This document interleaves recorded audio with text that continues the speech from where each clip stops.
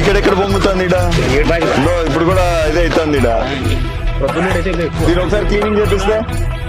ఏముందాడా దీనిపైన కొంత పౌడర్ వాళ్ళు చల్లి మని 2 రోజులు యాడ బయటకు వస్తుందో స్టాగ్నెంట్ అయిపోయిందో అది వచ్చిన స్ప్రే చేపించి ఆయిల్ కొట్టండి ఇప్పుడు అడుగుతండి ఇట్లా టికెట్ అంతా తీపించి సరే ఇది కూడా పైప్ వాడు కనెక్ట్ చేసి చూద్దాం బయటికి పోతుంది